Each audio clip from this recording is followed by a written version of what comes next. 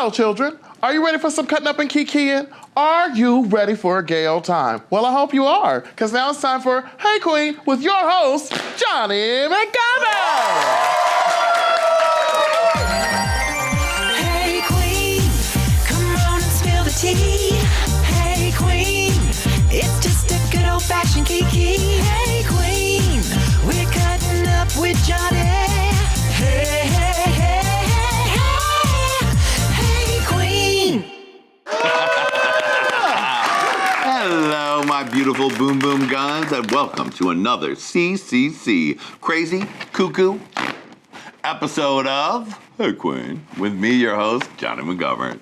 Today's show just got off the boat, you know, from a little trip from Asia. Just landed like fresh tilapia. Honey, she's here for the opportunity, just like you are. We have the oh, sweetie, I'm very secure. Are you secure? GIA GUNN! Yes, it's getting Jackee. But before she, yes, bitch, works on out here, there's another CCC in the house. She's capacious, she's courageous, and she's curvaceous. It's Miss Lady Red Couture. Hey, Qween. Hey, Qween. How is you? Oh, I'm doing good. Yes. I just wanted to be able to hang out with you and have a little chat. Well, what you want to do isn't necessarily what you're gonna do. Oh, yes!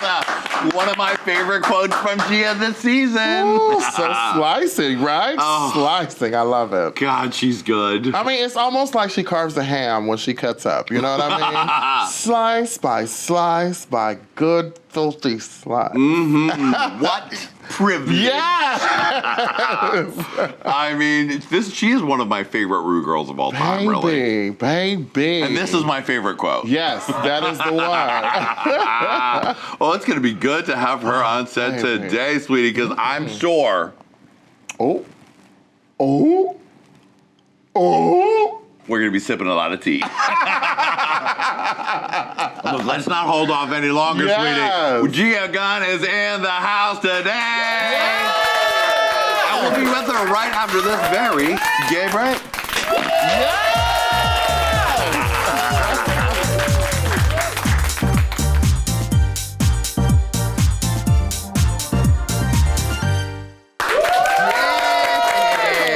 We are back.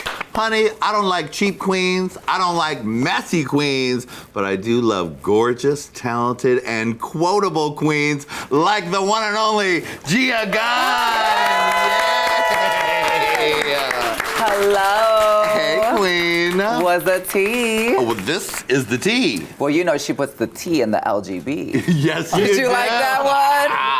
I do. Gia, I'm so happy that you're here. Thank You're you. one of my all-time favorites. Thank you so much. It's such a pleasure to come here, and I love your show, so it's definitely nothing but a pleasure. Oh, you look stunning. Thank you. Gorgeous. I'm feeling my Jane Fonda Barbarella oath. Oh, yes, Yeah, you are. little Mary Jane action. Yeah. Ooh. Lady Red, now this is what I call pure fun. Am I right? Yes, she is beat and gorgeous and even a little extra. Yes. Well, it wouldn't be Hey Qween if it wasn't for the extraness You're right about that. and the extracurricular activity. Mm-hmm. Speaking of extra, you added some new elements to your look. Oh, you like this breastplate? Yeah, they sell them in Beverly Hills. Oh, I bet they do. Yes. How has it been going? You've had such a big year in so many ways. Yes. It's been fantastic. You know, getting the call, obviously, from All Stars was amazing. Yeah. Very unexpected. Oh, really? Was a definite, moment of decision making for me. Mm-hmm. So it was very significant time for me. But, I'm so glad I did it. I'm so glad that I am advocating for the trans community. And, regardless of what people say, I know that I am the very first openly transgender woman to be on the show, which I think is amazing. It is. How about that? Thank you.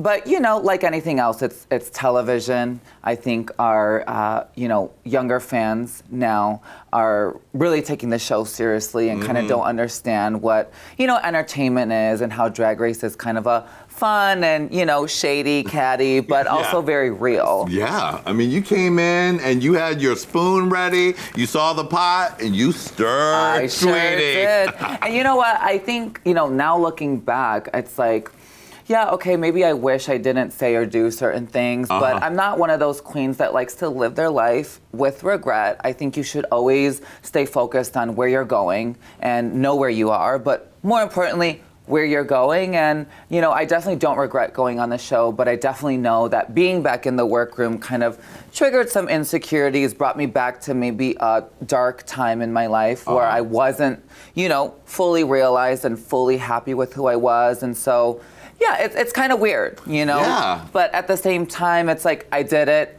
I conquered. I made a statement. She made legendary television. Yeah. What more do we want? Yes. Now, one thing that we did not see was the legendary workroom conversation between you and RuPaul. Sure.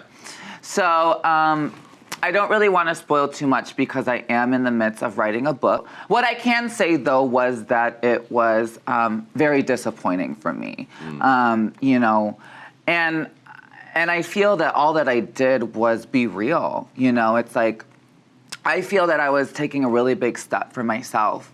I was kind of having to really bite the bullet at the time that she made the comments about trans people being on her show. Right. And, I didn't backfire on her. I actually did a YouTube video that many people saw, bringing clarity to the situation because I didn't feel that it was any of our places to attack her for having these thoughts and feelings and ideas of what drag is and what contestants on her show should or should not be. And it's not just about trans. I want to see drag kings on there. I want to see bio queens. I want to see, gender non-conforming individuals that are expressing themselves through drag. Of course, I want to see my trans sisters on there, some Miss Continentals, some pageant queens. There's a lot of talent out there. So it's like, let's open up our eyes.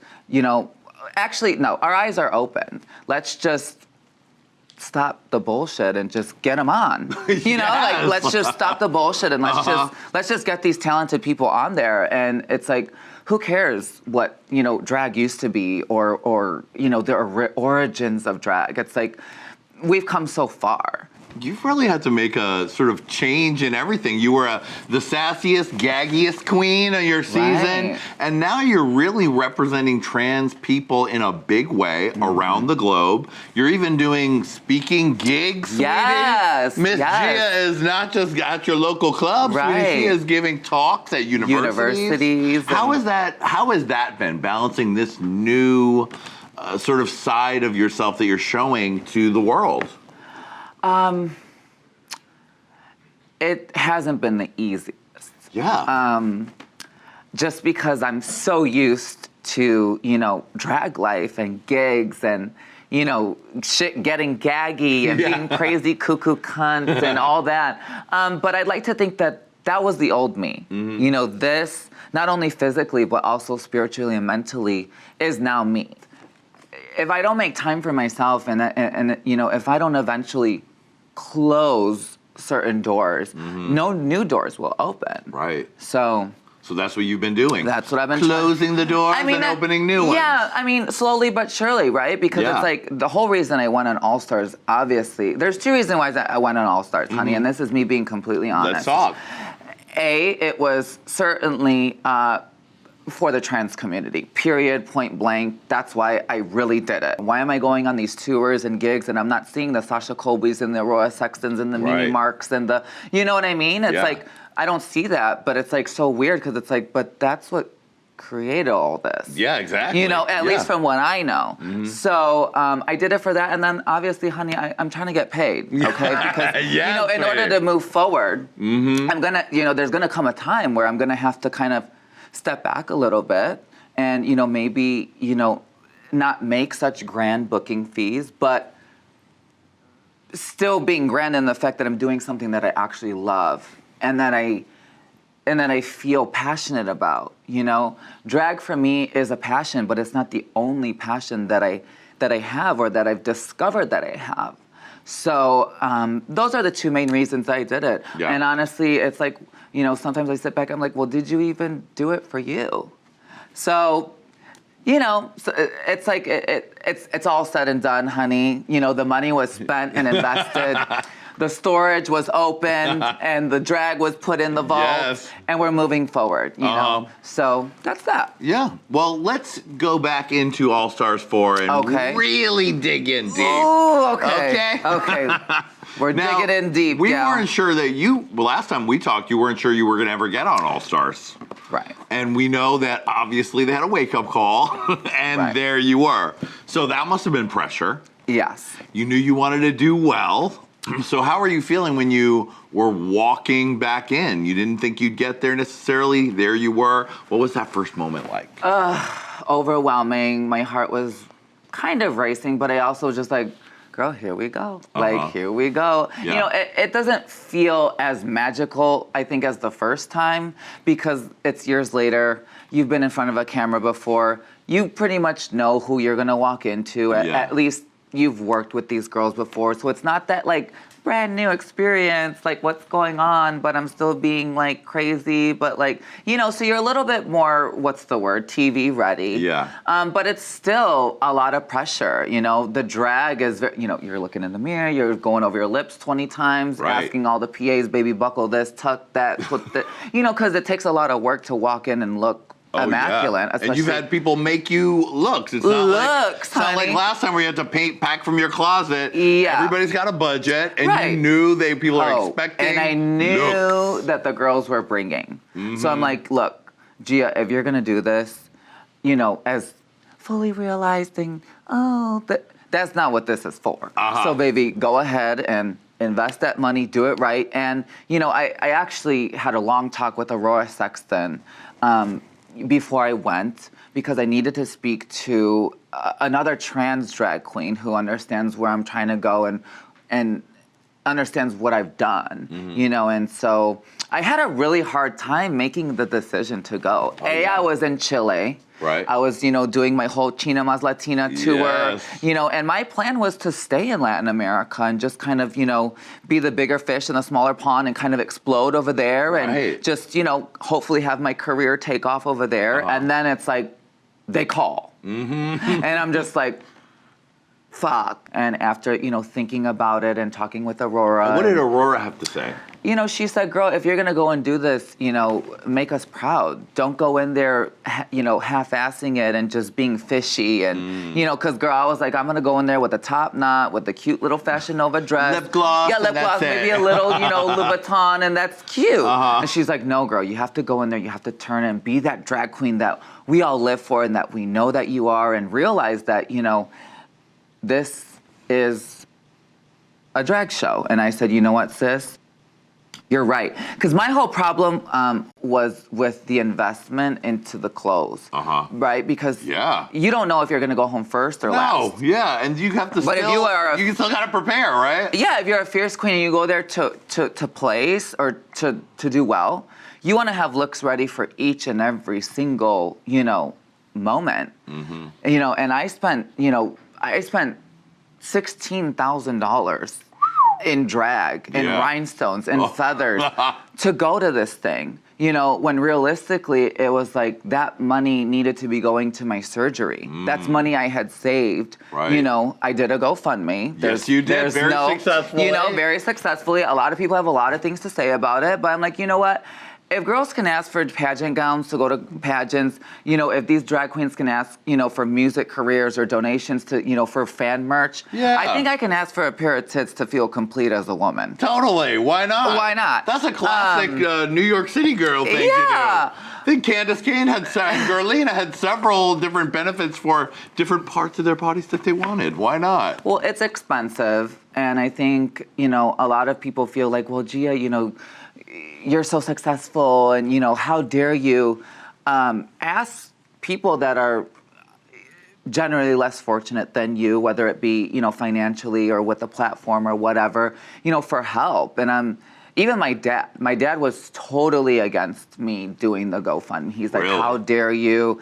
That is not the child that we raised. And I was like, you didn't raise a child to ask for help when they need help. I think I'm a human being just like everybody else, regardless, GIA GUNN, All Stars, Drag Race. At the end of the day, I'm a human being, and it's okay to ask for help when you need help. And I needed help. Yeah. Girl, if I could have afforded it, I think I would have just paid for it. Yeah. You know? But anyway, I decided to go, and I did that, and, you know, I'm happy that I did, you know? Hey Queens, thanks for watching. For part 2 of this interview, click here. For more Hey Qween fabulousness, click here. And of course, don't forget to subscribe.